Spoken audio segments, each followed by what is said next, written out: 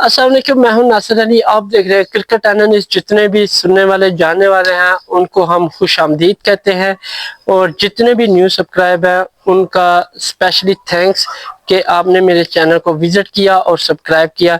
इसी तरह सारे देखने वालों से रिक्वेस्ट है कि आप मेरे चैनल को सब्सक्राइब मस्ट करें, बेल आइकन को मस्ट प्रेस करें ताकि आप तक मेरी वीडियो आसानी पहुंच सके। नाज़रीन, जैसा कि आपको पता है ऑस्ट्रेलिया और वेस्ट इंडीज़ के दरमियान फर्स्ट टेस्ट जो कि वेस्ट इंडीज़ में जारी है, और डे 3 के हवाले से आज हम आपको बताने जा रहे हैं जो कि वेस्ट इंडीज़ और ऑस्ट्रेलिया के दरमियान खेला जा रहा है। अगर मैं डे 2 में बात करूं तो ऑस्ट्रेलिया के 4 खिलाड़ी पवेलियन लौट के थे 92 रन पे, और ट्रेविस हेड और वेबस्टर जो कि क्रीज पे मौजूद थे, और उन्होंने ही आज इनिंग का आगाज करना है।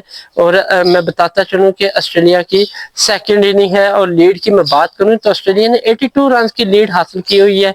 और अगर मैं बात करूं वेस्ट इंडीज बॉलर के तो वो काफ़ी छाए हुए हैं, जिस तरह फर्स्ट इनिंग में थे सेकंड इनिंग में भी वो खूब छाए हुए हैं। अगर मैं इनिंग की स्टार्ट में बात करूं तो कह लें कि ट्रेविस हेड और वेबस्टर बड़ा ही शानदार आगाज किया, और ना सिर्फ आगाज बल्कि अच्छी पार्टनरशिप लगाई, जिसकी बदौलत वेस्ट इंडीज के bowler totally line and length भूल गए, और साथ में वो कह लें कि वो विकेट टेकिंग भूल गए, और बड़ी बदतरीन उनके साथ कह लें कि हुई। ट्रेविस हेड और वेस्टर्न ने बड़ी ही शानदार इनिंग खेली, और उनकी बदौलत ऑस्ट्रेलिया को एक स्ट्रॉन्ग पोजीशन मिली सेकंड इनिंग में। अगर मैं इन दोनों की बात करूं तो बड़े अच्छे रन इन्होंने बनाए। दोनों प्लेयरों की जहां तक मैं बात करूं तो दोनों प्लेयर ने 50 स्कोर किए। अगर मैं बात करूं ट्रेविस हेड की तो उन्होंने 61 रन बनाए और बड़ी ही शानदार इनिंग खेली, और जैसा कि उसने फर्स्ट इनिंग में भी 59 रन बनाए और सेकंड में भी 61 रन बनाए। और शिमर जोसेफ की बॉल पे वो पवेलियन लौटे, कह लें कि थोड़ी सी डेड बॉल थी और वो उसको जज ना कर सके, और एलबीडब्ल्यू आउट हुए और अर्ली पवेलियन लौट गए। हालांकि इनको एक चांस भी मिला था, लेकिन वो चांस को ज़ाया करते हुए 61 रन बनाए और वो पवेलियन लौट के। अगर मैं इनका ऑस्ट्रेलियन टीम का मैं ओवरऑल बात करूं तो बड़ा अच्छा आगाज दिया ट्रेविस हेड और वेबस्टर ने। उसके बाद वेबस्टर की मैं बात करूं तो वेबस्टर ने भी बड़ी शानदार इनिंग खेली और मुतात अंदाज से खेले, और उनकी ये तीसरी हाफ सेंचुरी थी। अगर उनके मैं बात करूं तो उन्होंने 63 रन बनाए, और वो शिमर जोसेफ की बात पे पवेलियन लौटे और बड़े ही अच्छे अंदाज से वो खेले।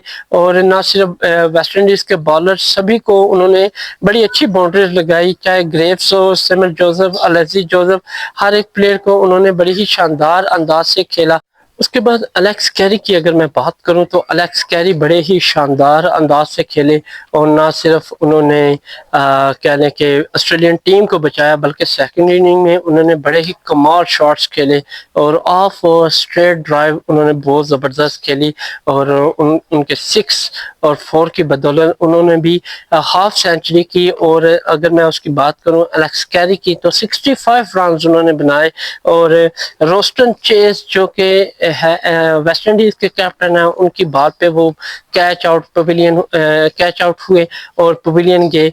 अगर मैं रोस्टन चेस की बात करूं तो वो एज अ पार्ट टाइम ही कह ले है रेगुलर बॉल, लेकिन वो बॉलिंग नहीं करा रहे थे इस टेस्ट मैच में।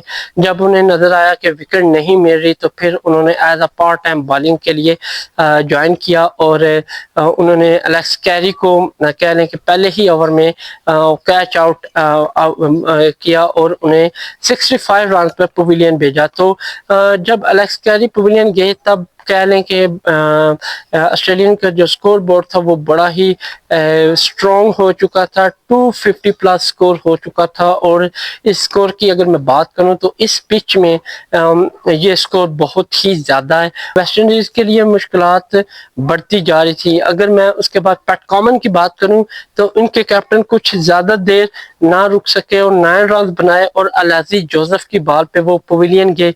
उसके बाद मिचेल स्टार्क भी जस्ट 16 رن بنا کر سمر جوزف کی بال پہ وہ پویلین گئے اور وہ بولڈ ہوئے. اس کے بعد نتھن لائن نے کچھ مزاحمت کی ہلز ووڈ کے ساتھ. اگر میں ہلز ووڈ کی بات کروں تو انہوں نے 12 رن بنائے اور سمر جوزف کا وہ شکار ہوئے. اگر نتھن لائن کی بات کروں تو انہوں نے 13 رن بنا کر ناٹ آؤٹ رہے اور کریز پر موجود تھے. تو یوں اگر آسٹریلیا کی سیکنڈ اننگ کی اوور آل میں بات کروں تو کہہ رہے ہیں ٹریوس ہیڈ، ویبسٹر اور الیکس کیری نے میچ کا جو کہہ رہے ہیں کہ سائیڈ ہی بدل دی اور ایک کمنٹیٹر کی طرف سے گونج آنا شروع ہوگی کہ یہ ایک یک طرفہ میچ ہو گیا ہے اور ویسٹ انڈیز کو 300 ٹارگٹ دینا اور وہ اچیو کر جائیں یہ پاسبل نہیں ہے. اگر میں آسٹریلیا کے اوور آل سکور کی بات کروں تو 310 رنز بنائے اور ان کے سارے کھلاڑی پویلین گئے. اور اوور کی بات کروں تو 81.5 اوور انہوں نے کھیلے. اگر ویسٹ انڈیز کے بالرز کی بات کروں تو انہوں نے ٹیسٹ میں بڑا زیادہ ایکسٹرا پھینکے، خاص طور پہ 9 بال بہت زیادہ کی سمر جوزف نے. اگر ان کے ایکسٹرا کی بات کروں 24 رن انہوں نے ایکسٹرا دیے. اس کے بعد اگر میں ویسٹ انڈیز کے بالرز کی میں بات کروں تو سمر جوزف نے 5 وکٹ لے کے نمایاں رہے اور انہوں نے بہت ہی شاندار کارکردگی کا مظاہرہ کیا. جیسے فرسٹ اننگ میں 4 وکٹ لی، اسی طرح سیکنڈ میں بھی انہوں نے 5 وکٹس لی. اس کے بعد الیزی جوزف کی بات کروں تو انہوں نے 2 کھلاڑیوں کو پویلین بھیجا. اس کے بعد گریوز نے ایک، روسٹن چوائس نے ایک اور سیلز نے بھی ایک کھلاڑی کو پویلین بھیجا. جو ویسٹ انڈیز کی اگر میں بات کروں تو ان کو 300 ٹارگٹ ملا ہے اور دیکھنا ہوگا کہ ویسٹ انڈیز سیکنڈ اننگ میں وہ اچیو کر پاتے ہیں یا نہیں. اور اگر میں بات کروں بریتھ ویٹ کی تو وہ 4 رن بنا کر ارلی پویلین گئے اور ویسٹ انڈیزی ٹیم کے لیے بہت سی زیادہ مشکل کریٹ کر گئے. اگر میں بات کروں جون کیمبل اور کیسی کارٹی کی تو ان دونوں نے آ کے کریز کو سنبھالا اور کریز کو سنبھالتے ہوئے ان دونوں کے درمیان پارٹنرشپ کا آغاز ہوا. لیکن پارٹنرشپ اتنی لانگ اور ہیوج نہ رہی جس کی وجہ سے ویسٹ انڈیز کافی گھبرائی ہوئی لگ رہی تھی. اور اگر میں ہلز ووڈ کی بال کی بات کروں تو ان کی لائن اینڈ لینتھ نے نہ صرف ویسٹ انڈیز کی ٹیم کو ڈیمیج کیا بلکہ بیک ٹو بیک وکٹ لے کے آسٹریلیا کو حیران کر دیا اور جیت کی طرف لے کر گئے. اگر میں بات کروں ان کیمل کی تو 23 رنز بنائے اور وہ ہلز ووڈ کا شکار ہوئے. اس کے بعد کارٹی کے ساتھ بریڈن کنگ موجود تھے اور کنگ آتے ہی پویلین گئے اور وہ بھی ہلز ووڈ کا شکار بنے. اگر میں اس کی بات کروں تو انہوں نے جسٹ 0 رنز بنائے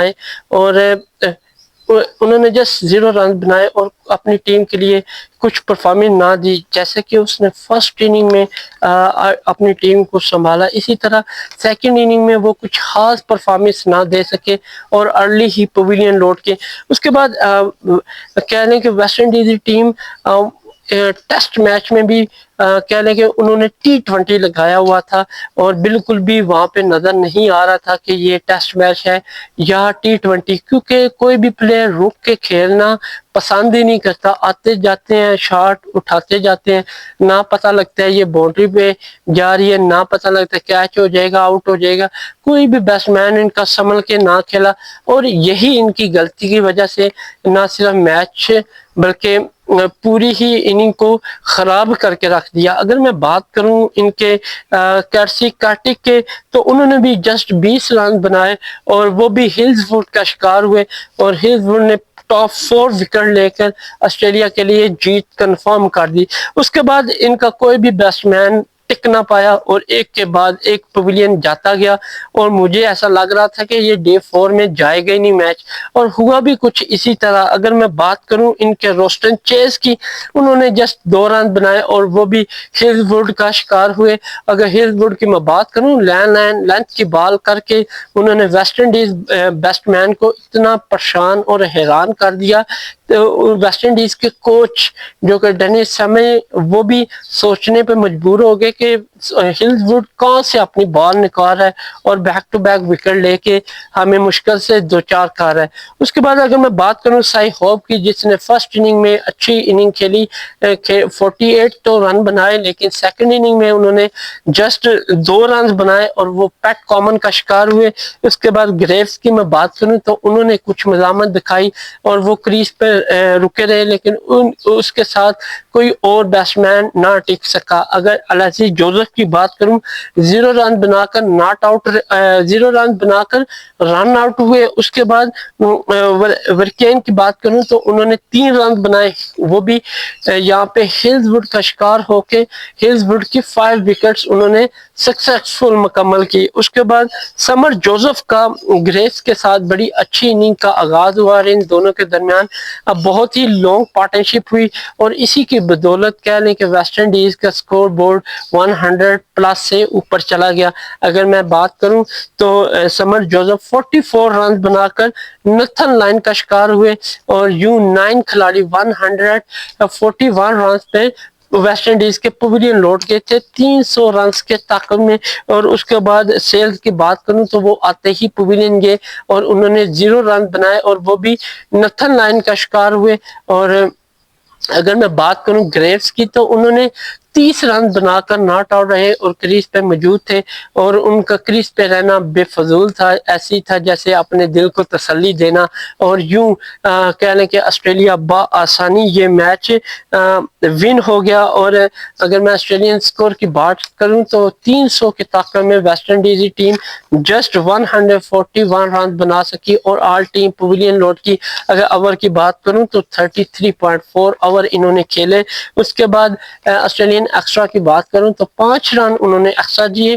ٹاپ وکٹ ٹیکر کی بات کروں تو ہلز وڈ نے 5 کھلاڑیوں کو پویلین بھیجا اور شاندار اننگ کا آغاز کیا سیکنڈ اننگ میں اور اپنی بالنگ کا لوہا منوایا. اور اس کے بعد مچل سٹارک کی بات کروں تو انہوں نے 1 کھلاڑی کو پویلین بھیجا، پیٹ کامن نے بھی 1 کھلاڑی کو آؤٹ کیا، نتھن لائن نے 2 کھلاڑیوں کو آؤٹ کیا اور یوں آسٹریلیا بآسانی یہ میچ 159 رن سے ون ہو گیا اور میچ کے کہہ لیں کہ 1-0 کی برتری آسٹریلیا کے نام ہوئی. اگر میں پلیئر آف دی میچ کا بات کروں تو ٹریوس ہیڈ جو کہ نظر بھی آ رہا تھا، فرسٹ اننگ میں انہوں نے 59 رن بنائے اور سیکنڈ میں 61 رن بنا کر نمایاں رہے اور مین آف دی میچ قرار پائے. یوں آسٹریلیا نے بڑی ہی اچھی کامیابی حاصل کر لی اور آپ یقین مانیں کہ یہ first test match West Indies اور آسٹریلیا کے درمیان ڈے 3 میں ہی کمپلیٹ ہو گیا اور اس کے ابھی 2 دن باقی تھے، لیکن ڈے 3 میں ہی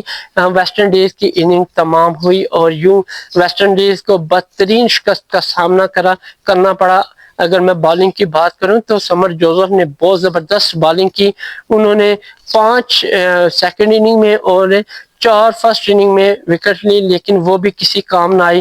تو آسٹریلیا نے یہ کامیابی بڑی آسانی سے اور سکسیسفل چیس اپنے نام کی. اور اگر میں بات کروں ویسٹ انڈیز کی تو وہ اپنی ناکامیوں کی وجہ سے ہارے ہیں. اب دیکھنا ہوگا سیکنڈ ٹیسٹ میچ میں کہ ویسٹ انڈیز اپنی پرفارمنس کو بہتر کر پاتی ہے یا اسی طرح وہ ریت کی دیوار ثابت ہوتی ہے. تو ملنا تب تک کے لیے اجازت دیں، اللہ حافظ، ملتے ہیں سیکنڈ ٹیسٹ میچ میں.